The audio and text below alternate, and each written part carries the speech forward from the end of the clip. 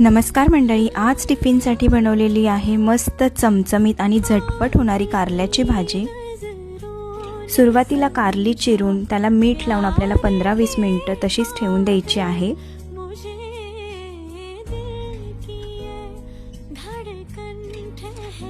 आता इकडे कढईमध्ये मी तेल घालून घेतलेलं आहे। त्याच्यामध्ये जिरा आणि भरपूर चिरलेला कांदा आपल्याला इकडे घालायचा आहे। कांदा लालसर रंगावरती परतून घ्यायचा आहे।